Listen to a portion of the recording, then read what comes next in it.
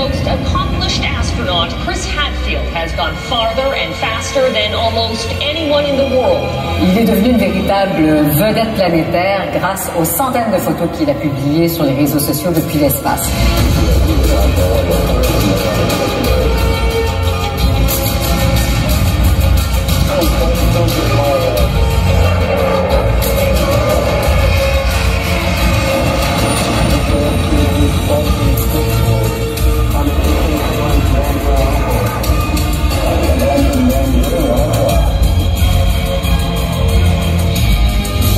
One towards the end.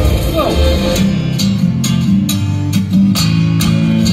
We will have peanut butter honey sandwiches, please.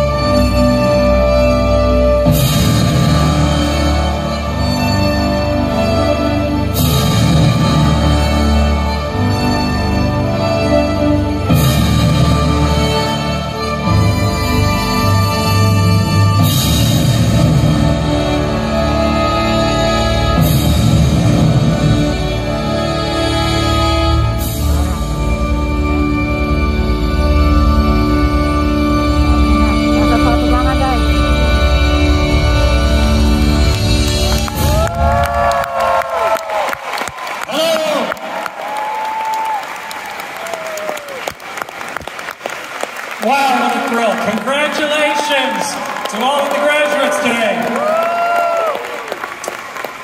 Hello, and what a great day. Love a launch. And you folks have been doing all the work for all this time, and you have gotten to launch for the rest of your lives today with a whole new bunch of skills. I am so happy and proud and excited for every single graduate and their families here today, because you have embraced challenges that are going to open up doors for you like you never could have imagined. And when I was a kid, this is what I was imagining. Someday I dreamed that maybe I could have a chance to put on a big white suit like that one and leave the Earth and have a chance to do a spacewalk. Trying to give myself a challenge that just seemed crazy hard. But unfortunately, this was my reality. And I don't know what your grade 5 school picture looks like, but at that point, I had a head full of dreams.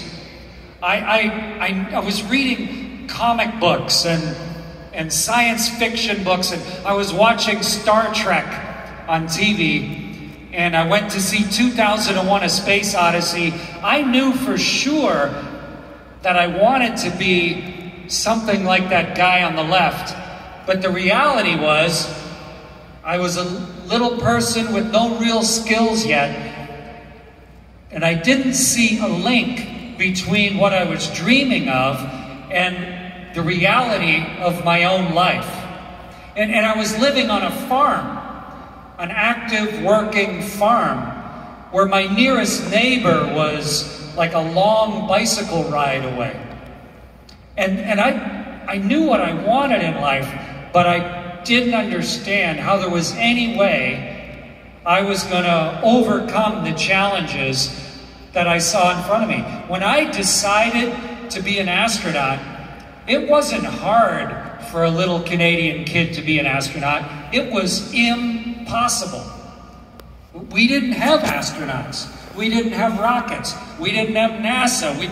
There was just no way. But then something happened that gave me permission to think about it all differently. A guy took this picture. Just some guy named Mike Collins.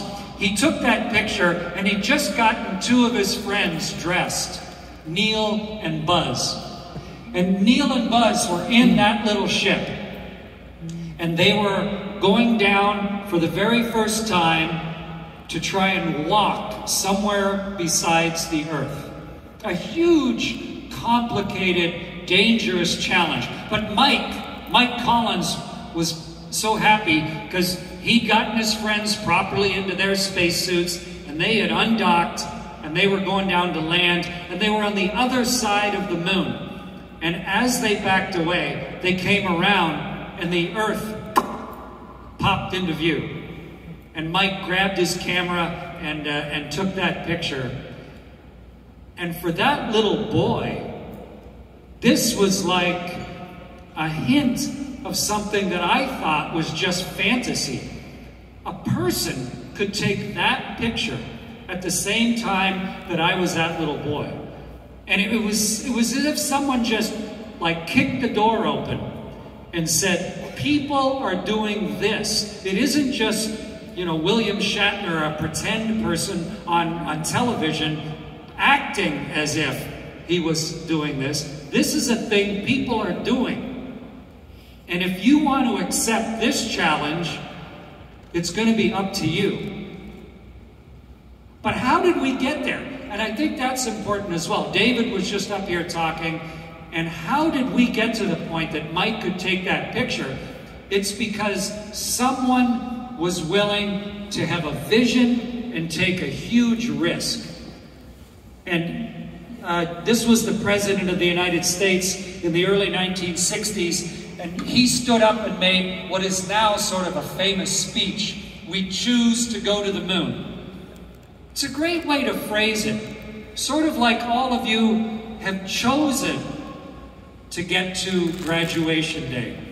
It wasn't that you just hoped to, or that you crossed your fingers. You actually chose, and you recognized it was going to be hard, and you overcame the challenges along the way.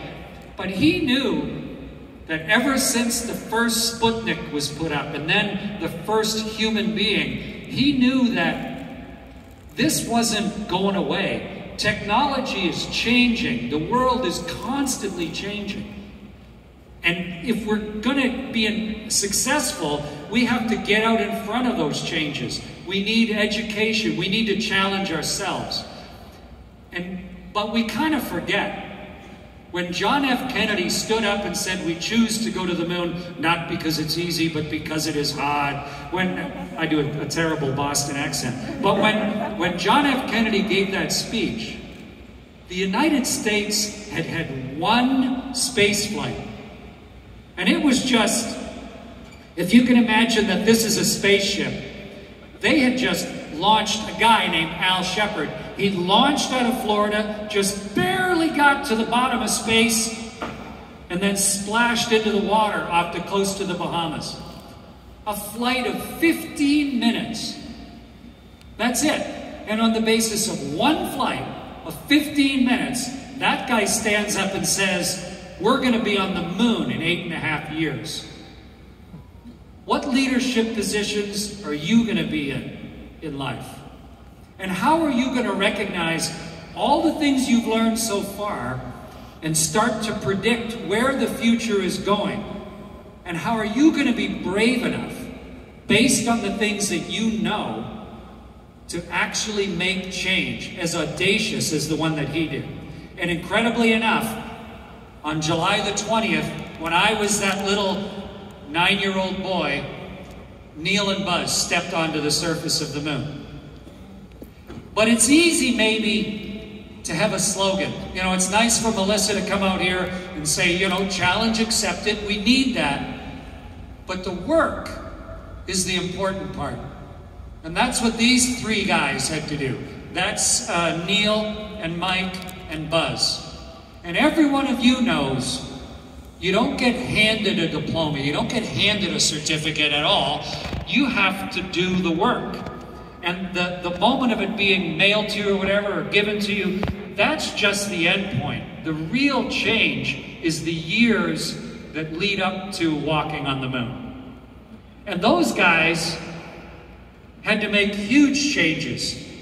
The biggest part of any change in the world is how individuals change.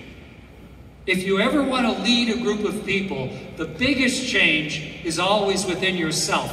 And then within your team, how do you make 3 people do something that 3 individuals could never do? And then how do you bring in the thousands of people that are external to what you're doing? These 3 men changed the world.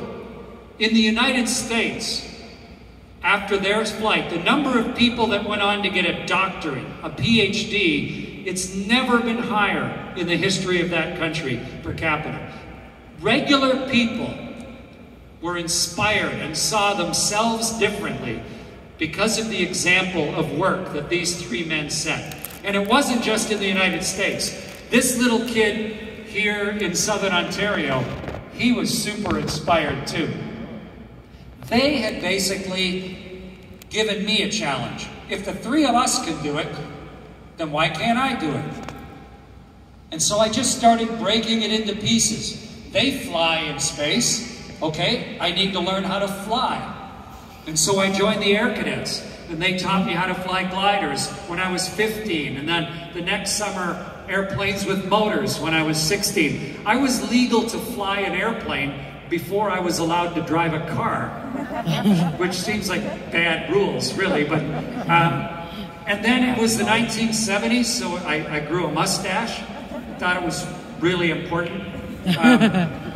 I went to several different schools, learned a lot of different things along the way in the Canadian Military Academy.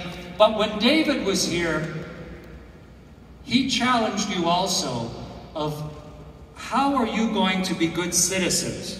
Citizens of your community, citizens of your country, citizens of this planet. And I wanted to serve my country as well as do things that were important to me. I joined the Royal Canadian Air Force. I was a combat fighter pilot during the height of the Cold War. And then I got selected to go be a test pilot. And I just couldn't believe my luck. I was sent down to California. This little Canadian kid from a farm just down the 401. I'm there at Edwards Air Force Base in California, where Chuck Yeager had broken the speed of sound, learning to fly all these other airplanes. And then I got another degree out of another school. And after all of that, a crazy thing happened. This ad appeared in the newspapers all across Canada. And I don't know from where you're sitting if you can read it or not, but basically what it says is, wanted astronauts. There was no internet back then. So you're like flicking through the newspaper and you go to the want ads and you're alphabetical, so there's architect and astronaut and baker. Like, astronaut, what's that doing in the want ads? But I applied along with 5,329 other people, and was lucky enough to get selected. But you have put yourself in a position now, with the work that you've been doing, to be celebrated today, that you can apply for things and be qualified for things and get picked for things that never would have been open to you before. And I was sent down to Houston, to NASA at the Johnson Space Center. And I don't know how good your eyes are, but look at those faces. Those are just a bunch of little kids from all around the world who thought maybe there was a challenge out there for them, and then who decided they needed to change who they were. Different languages, different religions, different cultures, a whole different sense of normal from each other. But every one of them motivated by the whole idea of what the future was going to bring and how they could change who they are. If there is one trait that defines astronauts, it is a perpetual dissatisfaction with their own level of competence. Always trying to get better. Always trying to be a better educated human being. And amazingly enough, 3.5 years after I smiled for this picture, for the first time in my life, I had the chance to do this. 12, 11, 10, 9, 8, 7, 6,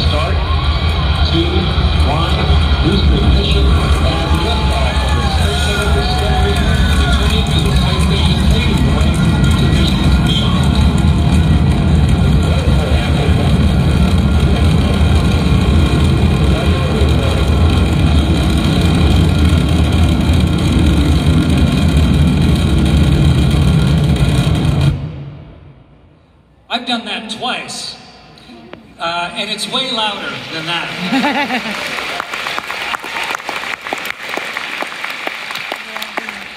I don't know what you see when you look at a rocket ship. You know, maybe you see it almost like a finished product. What I see is 1,000 little ideas all bolted together. None of those ideas would work by themselves.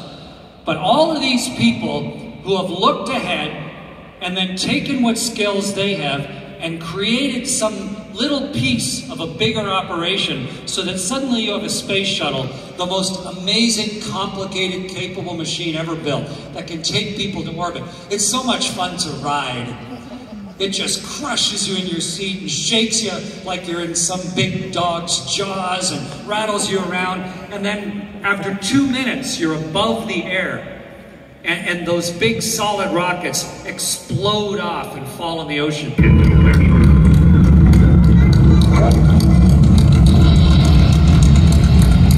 Solid rocket booster separation confirmed. Guidance now converging.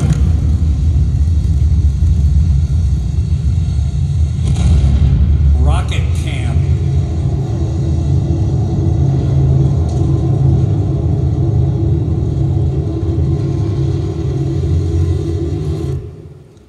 Now look where the Earth is.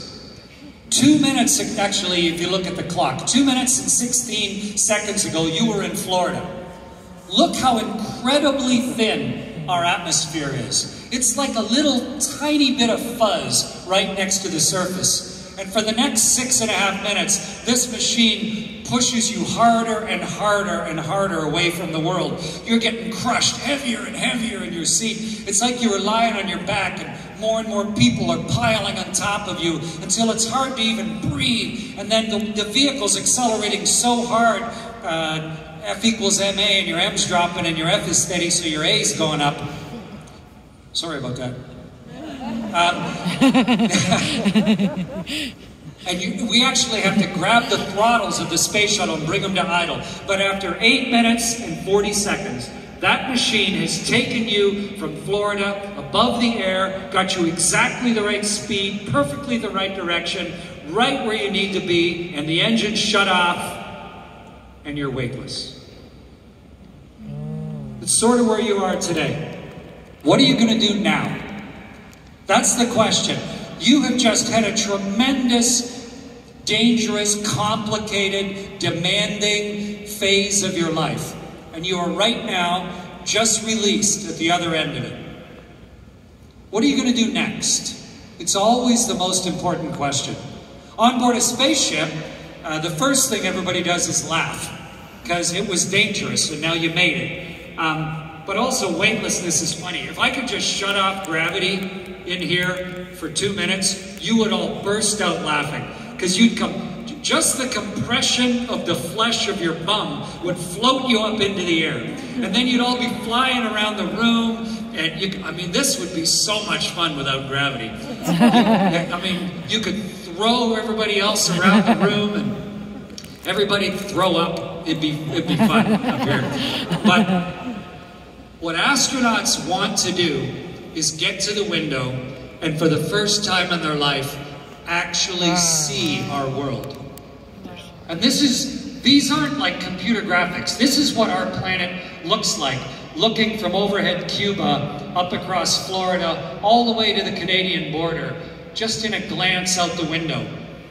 Or 45 minutes later, you're over Australia, looking down at the incredibly gorgeous, unconscious art of the outback of Australia. Or coming across the west of Africa, looking right up the huge river system there and up across Nigeria, right across up to the edge of the Sahara, in just a glance. Or to look down just where the waters flow out of Mumbai into the bay there, and the huge, beautiful swirls as they tumble and mix with the bay's waters. Or all the way back to where we're sitting right now in Toronto. Oh, by the way, I went to China once, to the Great Wall of China. And as I was standing at the Great Wall of China, my tour guide, very nice young lady, she said, The Great Wall of China is one of the 2 man-made objects that you can see from the moon. And I was thinking, number 1, you're telling this story to the wrong guy. And number 2, from the moon? Are you kidding me? You can barely even see China from the moon. You sure can't see the Great Wall of China from the moon. And actually, from a spaceship, you cannot see the Great Wall of China from space. It's narrow. And it's the same color as the surrounding dirt, and it follows the contours of the line. You cannot see the Great Wall of China from space, but you can see the 407.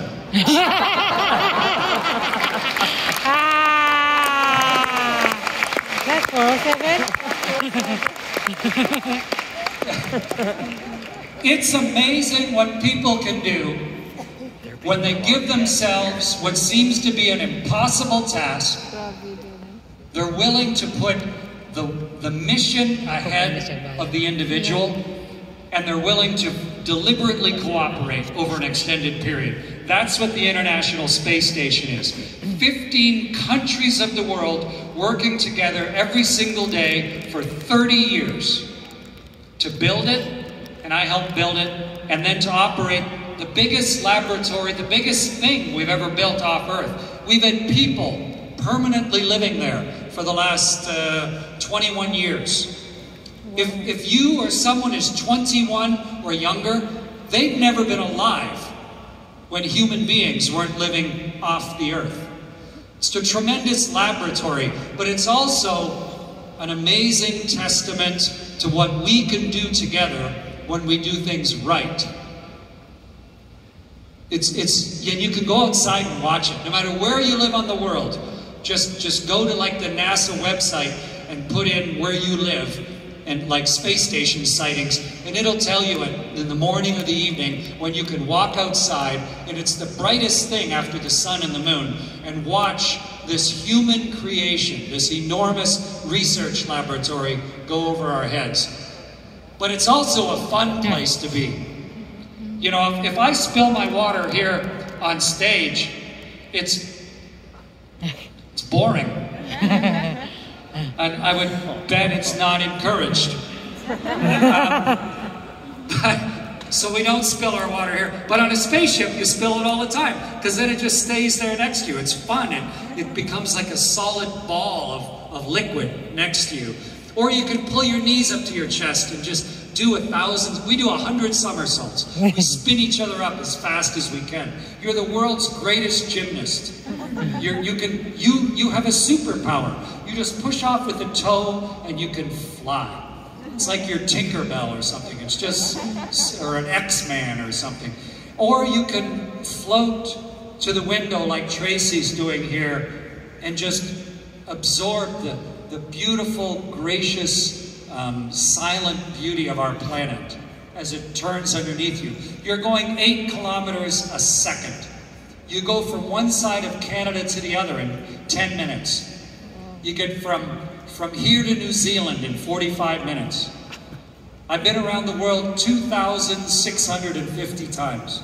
It's an amazing place to see the world. It's not a good place for hair, actually. That's just Marsha having fun. But it's a dangerous place. And I think everybody here knows everything worth doing in life has risk. Everything you've ever done, whether it was learn to walk, learn to ride a bicycle, I don't know, get married, everything worth doing in life has risk. And the real question is this a thing that I want so bad that I'm willing to take that risk or not? And that's true for the crew of a spaceship. We decided exploring the rest of the universe is a risk worth taking. And now how do you, as a group of people, overcome those risks? As soon as you've accepted the risk, then you're no longer afraid. Now your job is not to be afraid. Your job is to get good at this thing so that you can defeat the risk. The greatest antidote for fear is competence, is skill. That's how you overcome fear. You get, like riding a bike or walking, you get good at it. And that's what we did. A common purpose, a mutual support, always relentlessly educating ourselves. Seneca is not the last school you'll go to. Technology is changing rapidly. You're going to have to continue to be a student of the world in order to continue to succeed, just like we do on a spaceship. But also, it's so important, like today, to celebrate, to recognize that every day there is bad stuff that happens and there is great stuff that happens. And don't wait to the end to celebrate what's happening. Just put on Hawaiian shirts and have a luau. I mean, that's what we do on a spaceship. It's just people. And why not? Because the rewards are magnificent. I was Canada's first spacewalker. It's on the back of our $5 bill. And this experience of being outside a spaceship, in my case, after all those years of service, wearing my country's flag on my shoulder, was obviously a huge professional thrill, but such a huge personal thrill. And to see the world silently, enormously turning beside me, like it was screaming without sound, all of the colors and the textures. I spent about 15 hours outside, 10 times around the world. Imagine how you'd feel wearing that spacesuit. The suit is super uncomfortable. I mean, it just beats you up. You come in from a spacewalk bloody because the suit is so unyielding. But to be able to have that feeling of insignificance, just looking at the size of the world and then into the infinity of the blackness of the universe around you, you feel so small just because you can see the enormity of everything else. But you also feel like huge because you're there. You worked. You overcame those challenges. You got to that point, and now your eyeballs are seeing these things. And perhaps the most magical moment of my spacewalks was when I was outside in the darkness and we went through the world's aurora. This isn't computer-generated imagery. This is what it looks like when you're a little Canadian kid outside on a spacewalk and you're going through the northern lights. And they're rippling between your legs and pouring past the spaceship. I couldn't believe what I was looking at. The reds and the greens, and this is our planet, this is Earth, interacting with the energy from the sun. That little kid from a farm just down the road got to surf on the world's aurora. It is amazing what can happen in your life.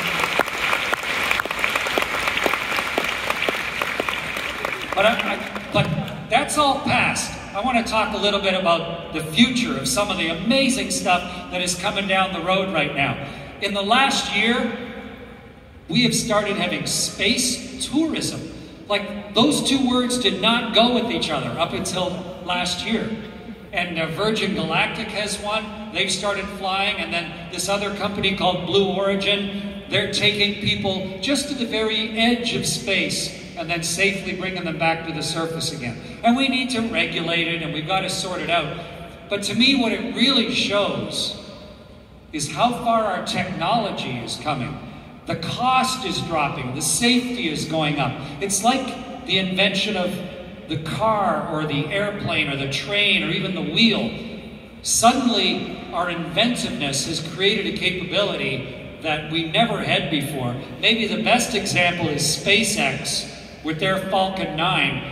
They were a laughing stock 15 years ago. Everybody laughed at them. You could never do what you're setting out to do. And this year, they're launching more often than once a week. They own the world's launch market because they had a vision of the future. They educated themselves to individually be able to do things that otherwise would have been impossible, and then they relentlessly worked together, and they accepted failure and success as necessary things on the way to accomplishing their dreams. And these vehicles don't just fly,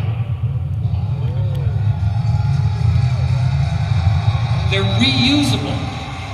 They have started to make spaceships completely reusable, which from a sustainability point of view is so important. And now they're building a 100% reusable spaceship, the biggest spaceship ever.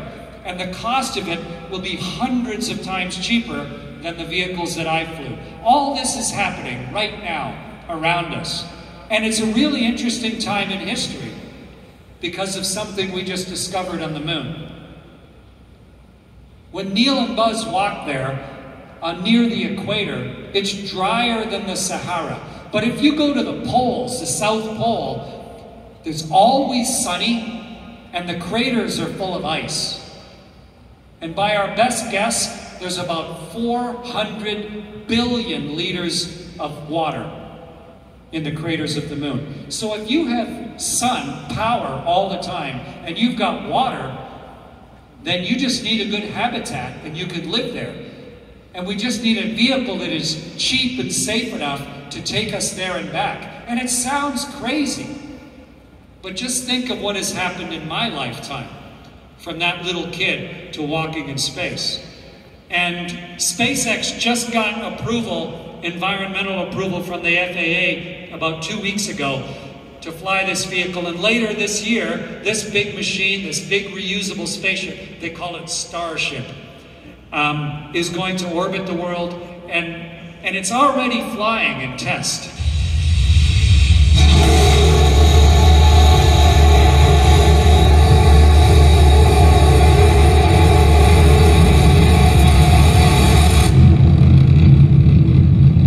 Horizontal descent phase now. We're passing 6 kilometers. And we have ignition. Starship heading back to the landing zone.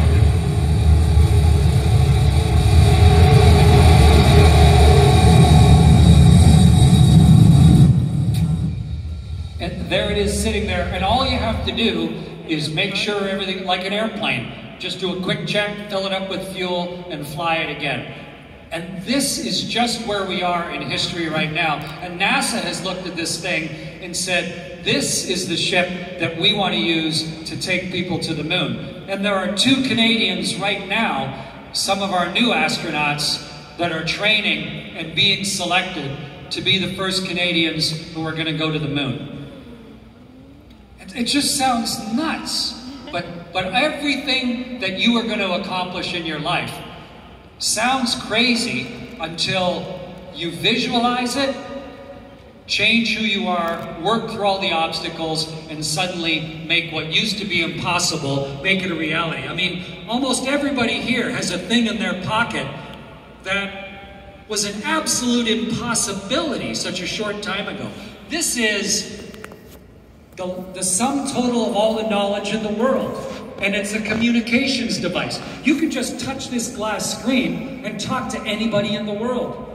It's a camera, it's a navigation device, it's a flashlight. And this didn't exist at all 20 years ago. And now we're all just sort of irritated if you can get the right Wi-Fi or not. You know, impossible things happen on a regular basis. And it's not going to be very long until we have a human settlement on the moon, powered by the sun, taking advantage of the water. And the moon, if you laid it out on a map, is bigger than Africa. A huge geology waiting for us to explore and then mine as something that will help improve the quality of life. Because if you look at this drawing, the moon's okay, but up on the horizon, the only thing that really matters to us is home, Earth. How does this affect our planet? How are our decisions and the things that we learn, how are they going to be benefited from all of the satellites that are up there and from the things we can learn in starting to explore and settle other places? We have big problems to solve. Right now, we're just under 8 billion human beings. If you look at the birth and the death rates, we'll probably peak somewhere a little under 10 billion. Is that blue and green ball, is it big enough and capable to take care of 10 billion human beings at a reasonable quality of life? Right now, it's taken care of 8, and at a level of quality of life that we have never had in history.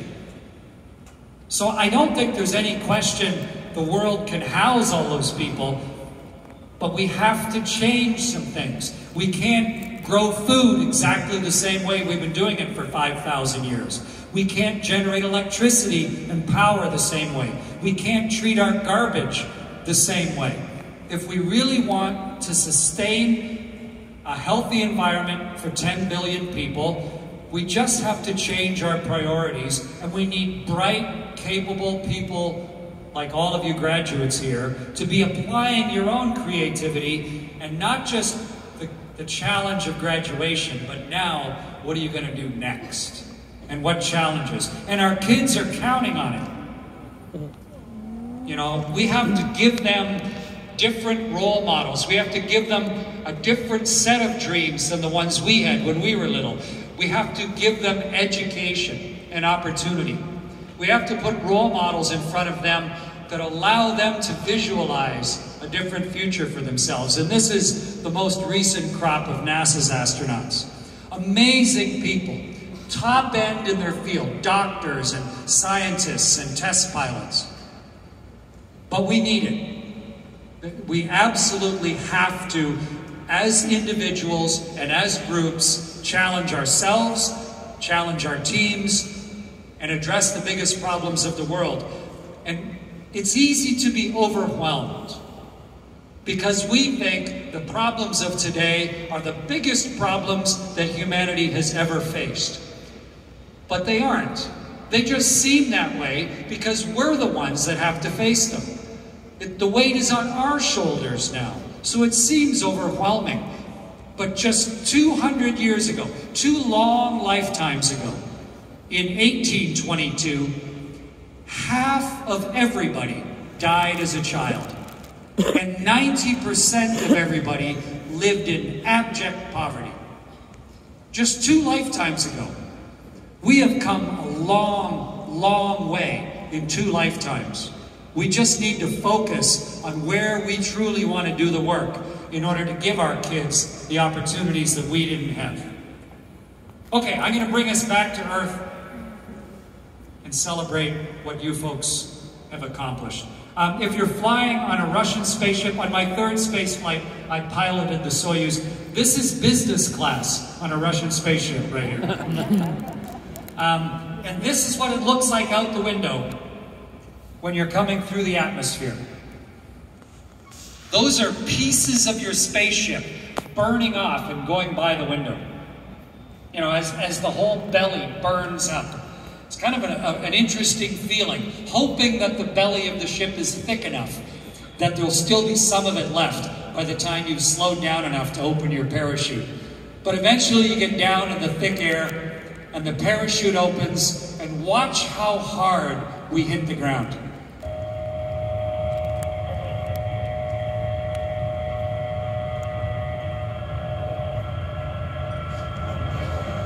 And touchdown. Yeah, right. Now inside.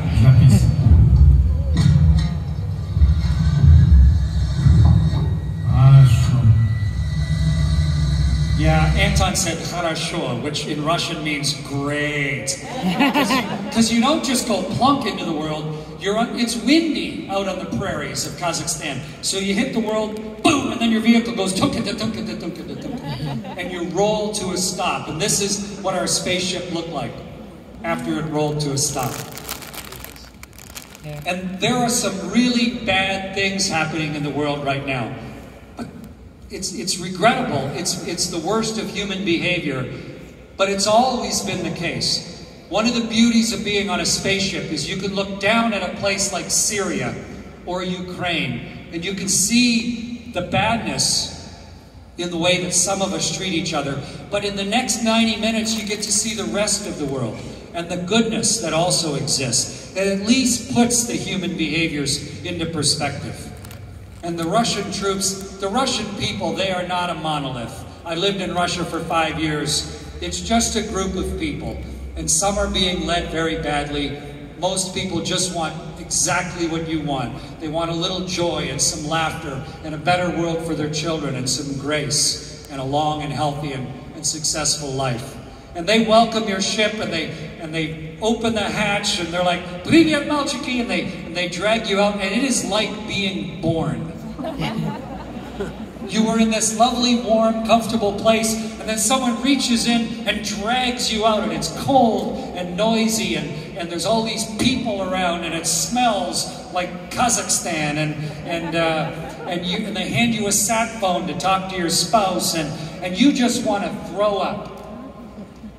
But what I realized was, I just graduated.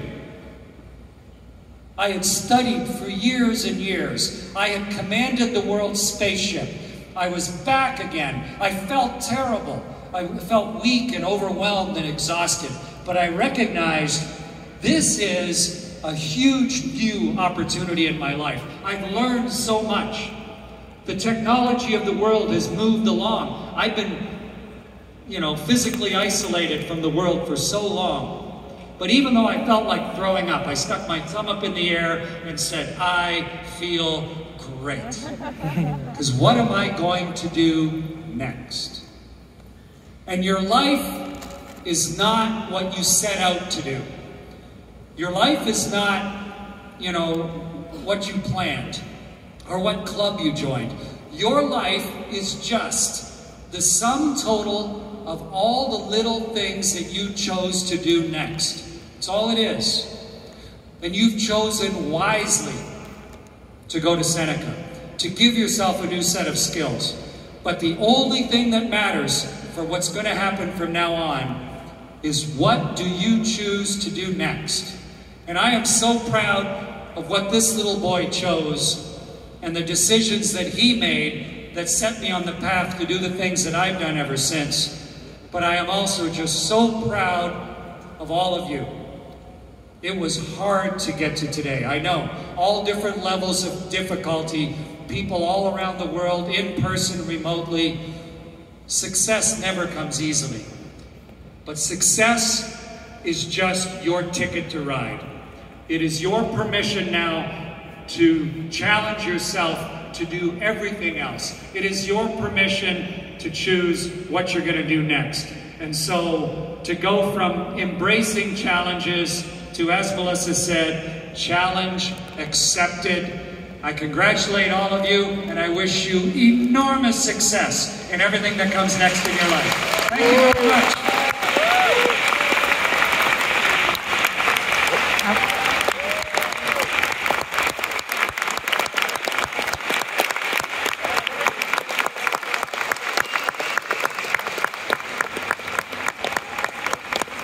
Ladies and gentlemen, Colonel Chris Hadfield. He's trying to get her book signed. Very, very, very cool.